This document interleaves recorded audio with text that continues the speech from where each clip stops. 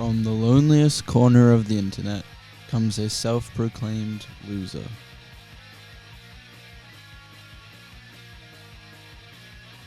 An artist allergic to conversation, and perhaps a genius hiding behind a wall of DIY pop punk and emo. Mocked and rejected his whole life, a beautiful sunflower managed to blossom in the darkest of nights. And here today, I will be the first person to ever share the story behind the one and only Radikrill. Radikrill is the alias of an Australian artist based in Canberra. He is known for creating a diverse array of music that blends elements of emo, pop punk, shoegaze, electronic, and indie rock. Radikrill's work has a heavy focus on his questionable but introspective lyrics that accompany his beautifully written lo-fi instrumentals. Today I will be venturing into the domains of the one and only Loser King to discover the true meaning behind his works. Is Radikrill a persona, or are there any parts of your music that represent yourself? I'd say that most of the music is a reflection of myself, but it's an exaggerated reflection of myself. Some things are true to an extent, but I do blow things out of the water sometimes. I do play a character in a good amount of my music, so I would say the way that someone would see Radikrill would be different to the way they saw me. Yeah, very interesting. So, how did you find your own personal style of music? The first music that I was making and uploading online was mostly just sort of bad shoegaze music, and it was kind of just experiment with sound and effects or whatever. After that, I released my first proper song, Sandwich Fans, as a single on like SoundCloud and YouTube and stuff. It was inspired mostly by like Weezer. Eventually, after making that, I started to listen to more artists like Blink-182, Sum 41, Fried by Fluoride as well, all of which were major influences in my style of music. And yeah, that's how I found my style, mainly from taking from other artists. Yeah. What can you tell us about your upcoming album?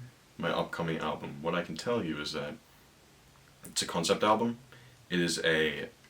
It's kind of, I call it a rock opera, but it's just really rock concept album, but it's kind of majestic. It uses a lot more instruments than previously did, more like classic instruments.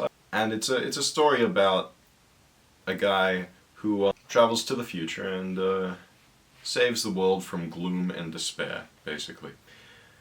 Obviously, when you get to listen to the album, it's a lot more than that, but this is my first sort of serious project where I'm actually putting a load of effort into it.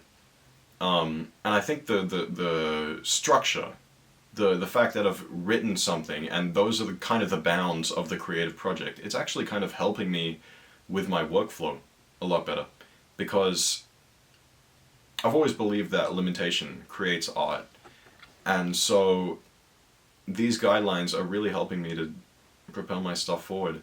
There's definitely going to be a lot more focus on quality. There's going to be interludes, there's going to be dialogue. I'll be doing some voice acting. I'll get some other people to come on board for some voice acting as well.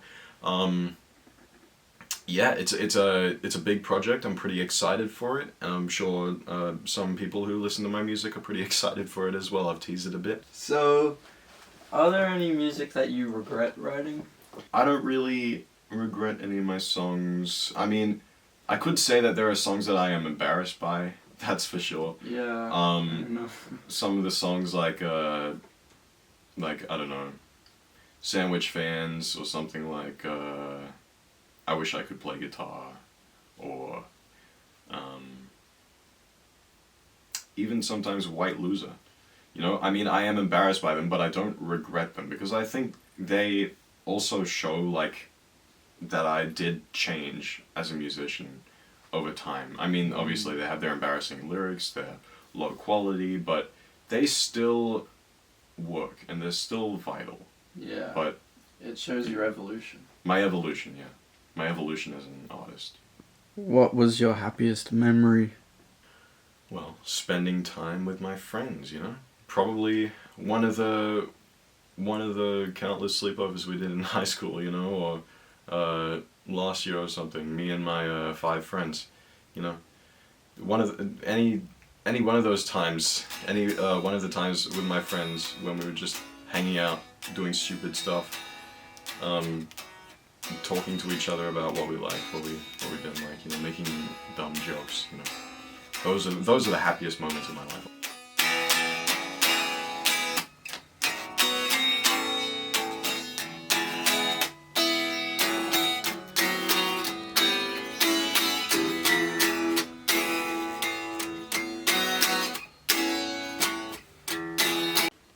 So this is a song I've been working on.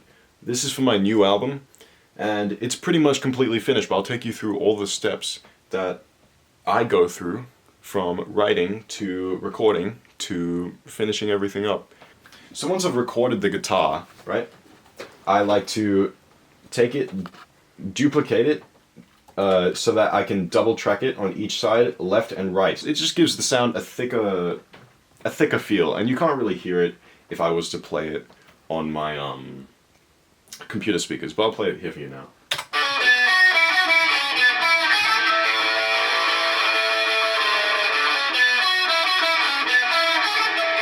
And with the main riff here.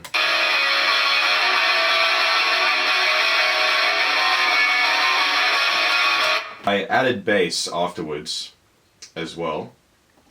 And the bass is just my guitar being played through my amp, but I turn on the octave down effect and cut out all treble and stuff, and it even without a bass, I can still make the sound of a bass, and it sounds pretty true to life.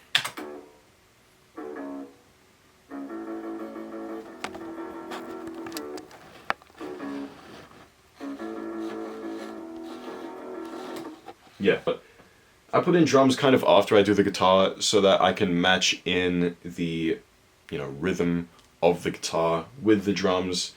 These days I like to focus on that a lot more. This is what it sounds like.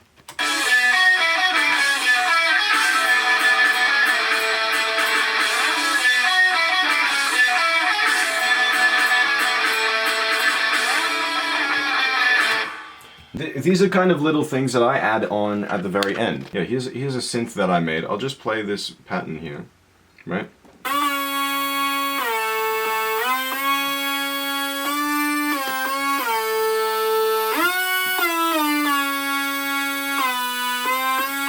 So that's the synth. And with that is kind of one of the final things I did before adding vocals. Radikrill vocals are known to be quite yelly and screamy. So I did these. These are just simple lyrics because this is kind of an interlude track. But I record them with my microphone down there. And I yell for these sort of rock songs, you know. It strains my voice a bit. Anyway, I'll play it for you here. This isolated bit, I'll only play it for a few seconds because it's pretty embarrassing to play an isolated track. Time to wake up, time to wake right up, time to wake up, you know it, it's time to wake up. Yeah, and you bring it all together into the mix and it sounds a lot better. I think the mix helps hide all my imperfections, obviously. That's why I make noisy rock music.